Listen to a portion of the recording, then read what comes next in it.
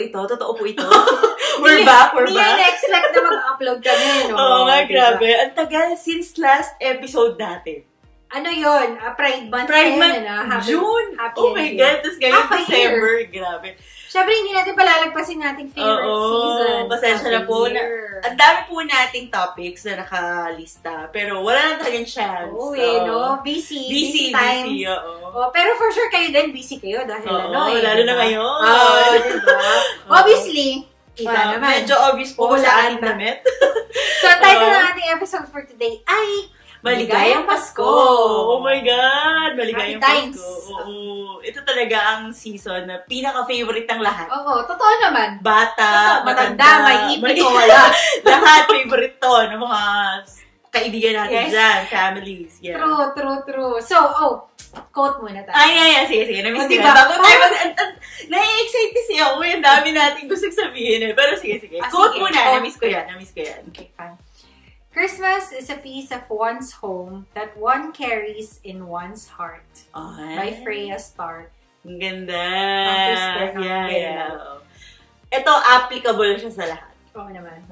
Yeah. I agree. Kasi in Christmas is very personal and it's very subjective. Correct. Depende yan sa inyo kung paano kayo mag-celebrate Christmas. Your ways and means nasa sayo yan eh. Correct. Diba? So, hindi naman sinabi, pag ganito tayo mag-celebrate, ganun din sila. Yes, exactly. I agree. Definitely. Depende talaga. Let's start with favorite things about Christmas. Ano yung unang-unang pumapasok sa isip mo pagka sabi, Christmas season? Ang dami! Wait. Sige, bago mag-start ang Christmas, decorations.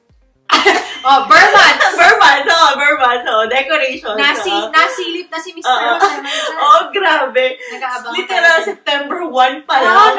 Pero unique yun ata sa mga Filipinos. Yeah, sa atin lang, guys, pakikorek kami pero feeling ko sa atin lang ata yun. Parang, Yeah, Kasi diba, parang diba sinasabi, how do you celebrate Christmas? Yeah. Nagugulat sila kapag sinasabi na nag-start na mag-decorate ng September. Pero nauna pa ang Christmas decoration kaysa Halloween. Share ko lang. Kasi di ba pagdating natin dito, sa mga ka-work ko. Tapos, out of nowhere, parang napag-usapan namin yung Christmas. Yeah. Tapos tinatanong nila, parang October ata yun? Or basta before pa mag-December, tinanong nila, paano kayo nag-celebrate ng Christmas sa Philippines? Ganyan. So ko, actually, yung Christmas tree namin naka-open. What? October pa lang? Naliloka sila. Maaga po kaming mag-decorate. Diba? Tsaka parang yun yung mga lights, tsaka yung mga hanggang January. Sila, Boxing Day.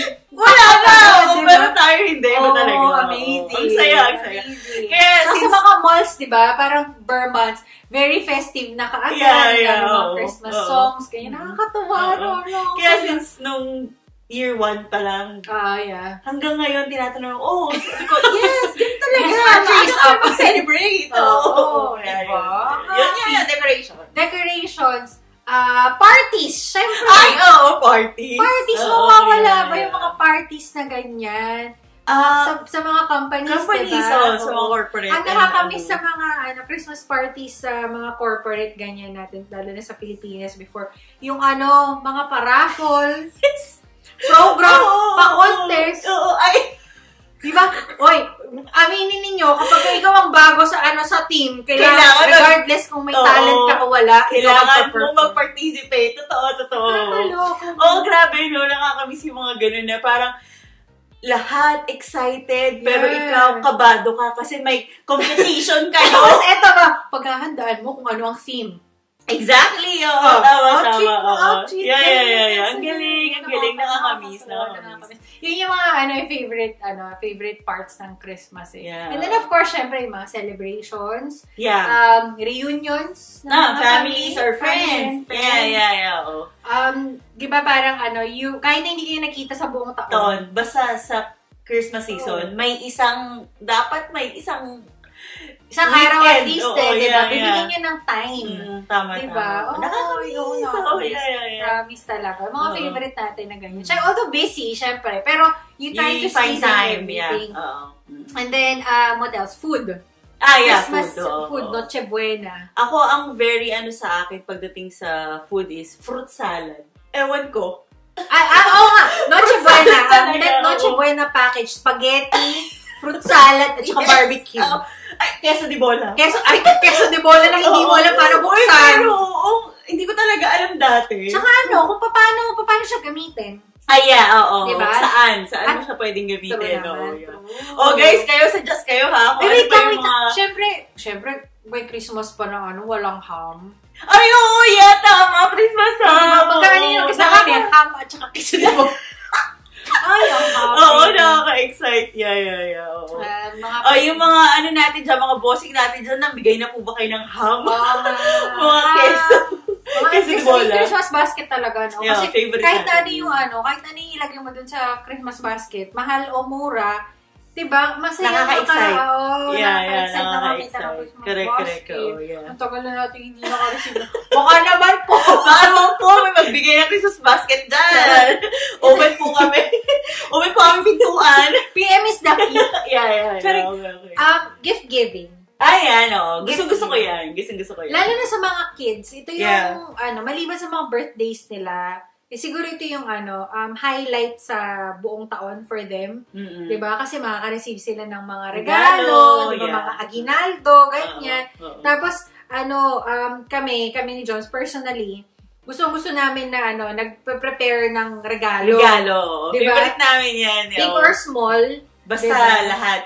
Meron pa kaming listahan. As in, ang haba ng listahan natin, kailangan, dapat wala tayong makakalimutan. Kasi baka may magtampo. Kaya yun, favorite namin yun. Pag Christmas talaga, friends, family, talagang lahat yan meron. May checklist ka pa ng mga inaanak. Ang favorite ko doon, pag nakapamili tayo, yung i-cross out mo, meron na to. Okay. I-check mo na to, nabili na natin to. Ang happy kaya. Nakakatawa. Ang very fulfilling kasi doon is, parang pag binigay mo na sa kanila yung gift, ang saya-saya nila. Sobrang ma-appreciate nila na, parang naalala. Yun nga lang, syempre, hahaba yung listahan mo kasi maalala mo, inanak ko pala sa ganito. Huwag pala inanak ko ganito. Grabe. Pero nakakatawa. Ang best part kasi doon, pag binigay mo ang mga bata, is wala silang idea kung magkano. Wala silang context ng ng presyo. May concept pala ng presyo. Presyo. Ang magkakaroon lang naman ng dyan is yung mga magulang. Joke lang po. Wala po kayo tumingin sa price to. Wala po tawad sa presyo. Sa kids, nagmamatter yan, big or small, diba? Kapag parang the bigger the gift, mas bongga. Diba? Hindi ko alam. Bongga. Personally, ako din, nung bata ako, parang feeling ko, kapag mas malaki, mas mahal, siguro, gano'n. Parang mas special. Mali yung term na mahal. Mas special pagka mas malaki. May part din na, pag sa mga bata, mas makulay. Yes! Mas masaya. Mas makulay. Mas makulay. Pero ewan ko, yun lang. Pero kasi diba, pag tayo, aminin naman natin, nung mga wala pa tayong trabaho, syempre lagi tayo nag-expect na magbibigay. Pag may trabaho ka na. Exception ka na. Wala na, taggal ka na sa listahan. May trabaho ka na. May work na po. May work na po ba? May work ka na ba? Taggal ka na. Pero yun nga, nakakatawa. Isa yun sa mga gusto-gusto ginagawa natin. Lalo na yung mga thoughtful talaga na yung very personalized yung mga regalo para maghahalongkat pa sila ng mga history mo. Pictures, totoo. Mga personalized. At saka ang galing kasi ngayon kasi anything's possible na. Depende lang, kunyari, yung isang tao, bibigyan mo siya. Ito yung hilig niya. Pwede mong i-relate doon yung ibibigay mo sa kanya. Meron din naman yung mga nagbibigay ng gift na gusto nila, yung ibibigay nila is magagamit. So, tatanong sila, ano bang gusto mo for Christmas? Gusto ko po ng cellphone. So, bibigyan na ng cellphone. Or, meron din kasi, ang gusto nila, instead na gamit or bagay, ano na lang? Cash na lang. Cash na lang. Tama. Diba? Pero, at least, anything na parang, kahit anong regalo, okay yan. Okay yan. Tsaka meron din naman tayo kung minsan, syempre, depende rin yun sa, natin, sa funds, diba? Sa budget. Minsan, syempre, dapat lalo na po sa mga may work, makontento po tayo sa pagkakaibigan, respeto at pagmamahal. Diba? Pero hindi, kasi kasi tayo kahit gaano pa yan kaliit, basta may maibigay ka sa friend. Or sa family. Ang sarap sa feeling. Ano yun? It's the thought that counts. Yes. True.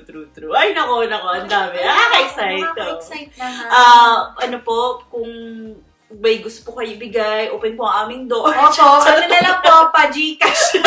Joke lang. Hindi, joke lang. Pero, yun, happy times ang Christmas pagdating sa gift-giving. Exchange gifts. Monita. Meron kaming isang pinuntahan dati na party. Nagkantahan kami ng, I love my monita. Hindi alam ng lahat. Wala na, pinastop ko. Pero hindi lahat. Pero, concept pa rin ng monito-monita. Shoutout nga pala sa aming Satsugo. Yes! Hello, fam! Miss you guys! See you soon. Tapos, ano ba, yun yung hindi natin nagagawa dito, no? Yung dito. Gabi. Yeah, dito sa UK. Meron naman, kaso kasi, syempre, ano ba? Never pa natin, hindi pa natin na-try at hindi pa namin. Pero sa Pilipinas din, guys, grabe, talagang, isa sa mga pinaka-excited namin every, bago mag-Christmas is yung simbang gabi. Oo, simbang gabi. Kasi share lang namin, yung office kasi namin dati, sa may Mandaluyong. So, sobrang lapit lang, walking distance lang sa Mega Mall. So, ang ginagawa namin is, nag-anticipated mass kami. Yeah. At favorite talaga namin, lalo na pag ang paborito namin is yung favorite namin ng mga priests na sobrang ganda mag-homily. Sobrang nakakagaan. Diba? Parang, totoo.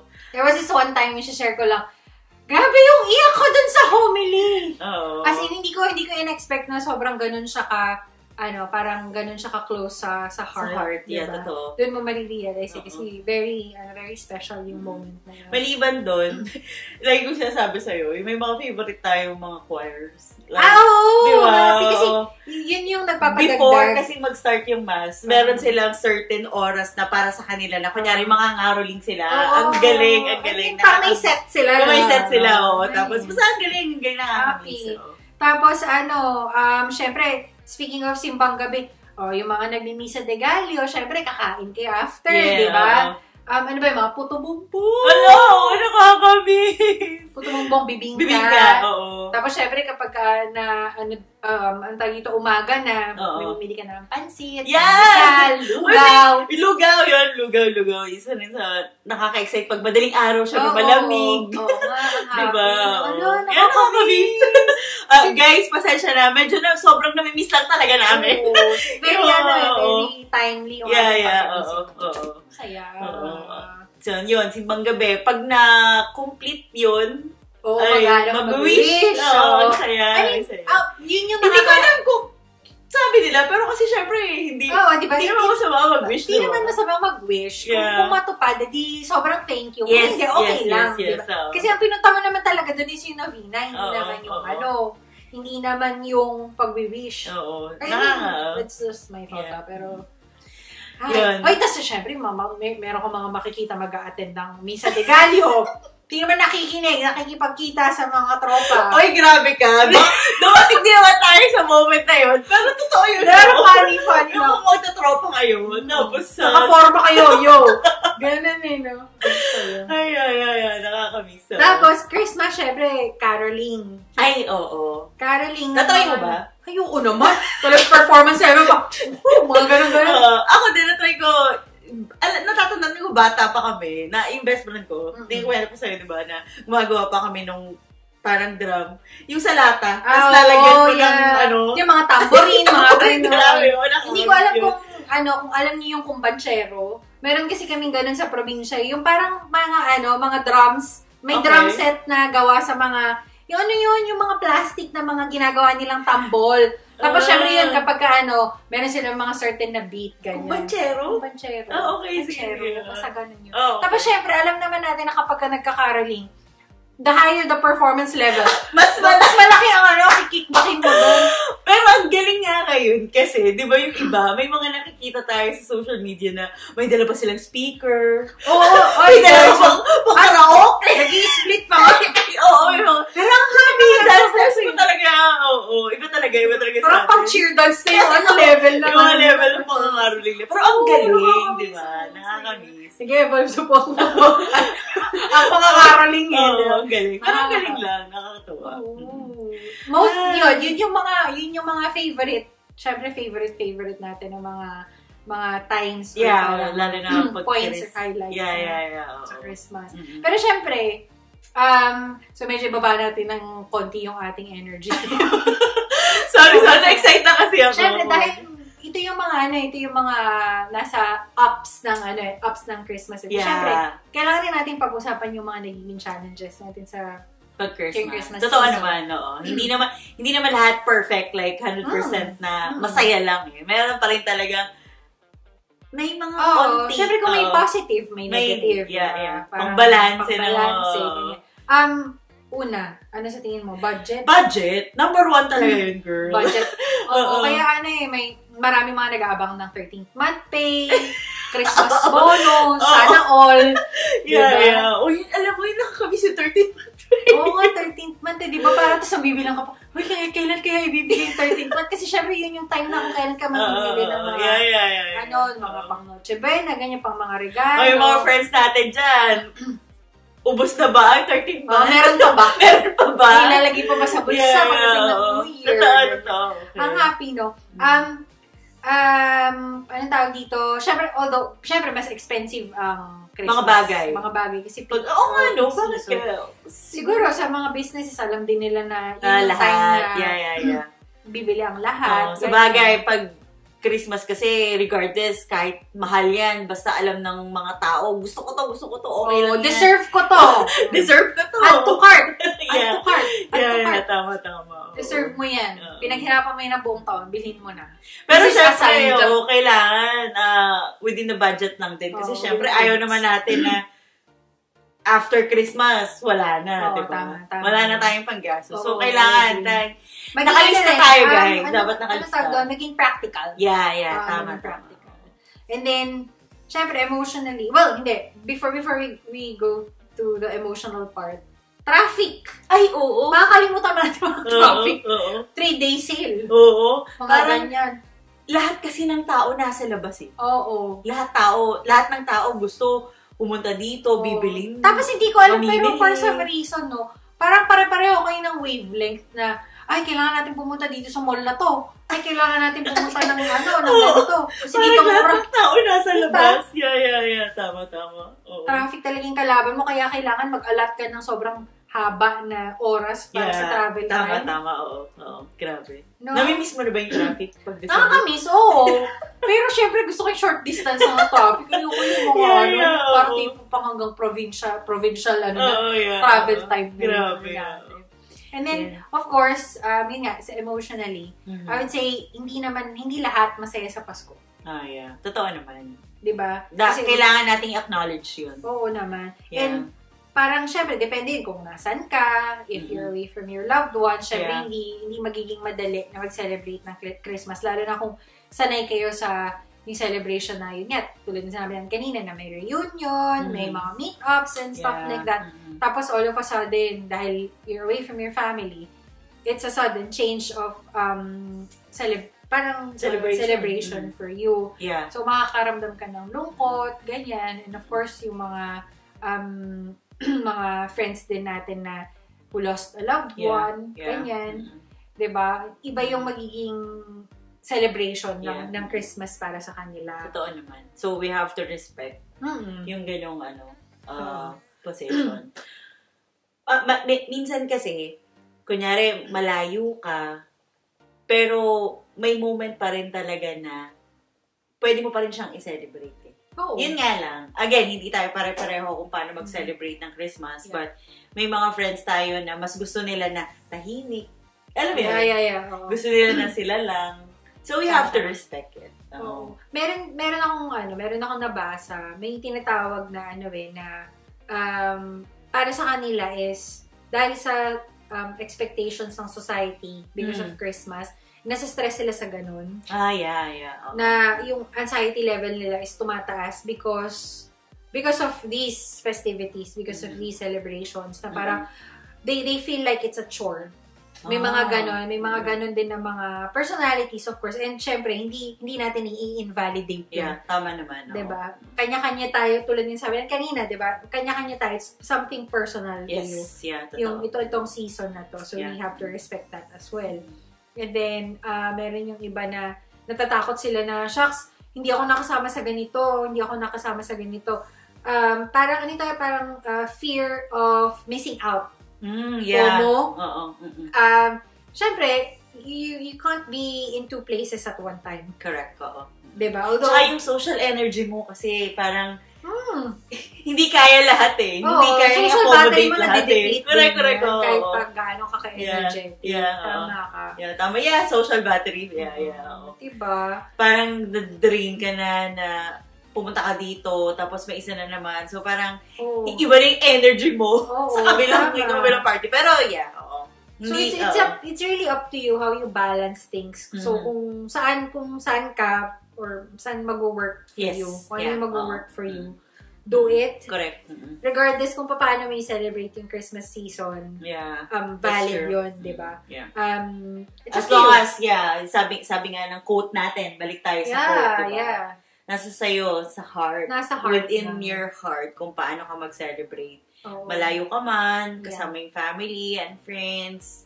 Basta, nasa sayo yan. Kasi, kunyari, sa hospital ka nag-work. Yeah, exactly. May pasok ka. 24/7 yun. May pasok ka, kailangan mong pumasok, may duty ka. Diba? Hindi naman ibig sabihin na hindi ka makakapag-celebrate ng Christmas. Not necessarily sa hospital kasi may mga BPO. Diba? Mga 24/7 na mga correct. So, nasan ka man, anumang parte ng mundo, o anumang parte, kung nasang lugar ka man, basta as long as sa puso mo, nandun ang Christmas. At yung peace mo. Yung peace, masaya ka, go yan. Ay, naku. Yan ang pinakamahalaga. Yun ang pinakamahalaga. And, parang as we conclude, let's go back to, ano ba yung meaning ng Christmas for us? What is Christmas for us? Ako, I would say it's a season of giving and remembering special people. Me too. Ganun din ako. Exactly the same. Giving and seeing special people sa buhay. Special people. Syempre sa akin kasi, nandyan ka. Wala pa ako regalo sa kanya. Wala akong regalo. Hindi kasi aminin mo, before tayo pumunta dito sa UK, ang fear ko is, tayong dalawa lang. Number 1 yun, guys. Parang lilipat tayo sa UK is like, tayong dalawa lang. Imaginein mo, lahat ng celebrations, it's just the two of us. Luckily, pinakilala tayo ni Lord sa ating naging family. Yes. Thank you so much. Thank you so much. Satsuma Fam. Thank you, guys. Talagang, iba pa din kapag kasama yung mga families, yung mga nakagawin na natin sa Pilipinas, syempre, iba pa din. Pero, knowing kasi na meron kang support. Exactly, It's totally different. So, pagdating natin dito, sabi ni Lord is, sige, dito kayo. Ito yung family niyo dyan. Kaya, kahit nakakamiss lahat ng mga pangyayari sa Pilipinas, as long as we're together and kasama natin yung family, naging family natin dito. Thank you. Tsaka naalala ko lang bigla, meron yung mga nagsiselebrate ng kasama nila pets nila. Yes! Furry friends. Diba? Wala lang. Bigla ko na naalala. Bigla lang ako nakaalala ng mga pusa at ng mga aso. Pero yun na nga, it depends sa'yo kung paano may celebrate. Tsaka kung gusto mo na, mag-Netflix and chill ka lang ng exactly. Christmas Tapos, Day. Wala namang masama doon. Lahat ng handa nandyan, ikaw lang, diba? So, up to you pa rin. And then, of course, syempre, it's a time of reflection. Time of reflection for everything. Yeah. Sa lumipas na buong taon. Yeah. Hindi mo naman kailangan hintayin yung New Year para mag-reflect. Resolution. Diba? Yung resolution ko na napasunan ng very hard. Ako, na-enjoy ko sa Christmas yung silence ng Christmas Day. Talaga? Yung doon. May vibe siya na, kaya siya yung very specific yung sa Silent Night na song. Yeah. Diba? Parang, it gives me the chills. Yeah. Ganun eh. May ganun siya na parang, no? Very, iba yung aura eh. Yeah. Peace na nabibigay ng Christmas Day. Yeah. Siguro, add ko lang rin dun sa time of reflection. Dati, hanggang ngayon naman, kahit hindi na tayo nagsisimbang gabi. But, para sa akin, every time na magki-Christmas, parang parang, hindi naman, iisipin mo kasi kung ano yung mga nangyari ng buong taon eh. Ang daming challenges, ang daming nangyari. Yeah. May mga hindi mo gusto na, alam mo yun, basta hindi maganda ups and downs. Ups and downs. Pero, at the end of the year na, Lord, thank you po. Mas, ka pa rin eh, mas thankful ka pa rin sa mga, parang, para sa'yo, may mga hindi man magandang nangyari, pero, parang mas gugustuhin mo, manaig, or mangibabaw, yung mga blessings na dumating. Right? No? Yan ang lagi kong iniisip na maraming mga challenges pero thankful pa rin sa mga lahat ng mga nangyari. Kasi katulad yan, tingnan mo, itong pinag-uusapan natin, December na. Yung last na episode natin was June pa. Grabe, ang tagal! Parang thinking about it, lumipas na pala yung isang buong taon. Half. Imagine me. I mean, parang, may imagine mo ba, nag-start lang tayo ng first episode natin? Yes, guys! Mag-iisang taon na tayo. Mag-iisang taon na, oh my God. Ano pala to, prequel to ng bagong season. Pero hindi, yan. Kaya natin ginawa is, gusto natin na magpasalamat sa isang buong taon. At excited tayong i-celebrate tong Christmas and New Year. Looking forward din. Yes. Nakakatuwa. So guys, yun nga, nasang parte man tayo ng mundo, saang mang lugar yan, sana makapag-celebrate tayo ng Christmas. Yes. Kung paano natin gusto i-celebrate. Tsaka syempre, yung meaning talaga ng Christmas for us is we celebrate this season for the birth of Jesus Christ, diba? Kaya nga siya Christ's Mass. Alam mo yun, parang i-acknowledge natin na without Jesus Christ, hindi tayo magse-celebrate ng Christmas ngayon. He's the reason for giving, reason for the love, diba, that we share as well. Ayun. Yun, guys, kung meron pa kayong naisip na kung paano mag-celebrate ng Christmas, please, send us a message or comments, guys. So, comment suggestions. Gusto namin marinig yan.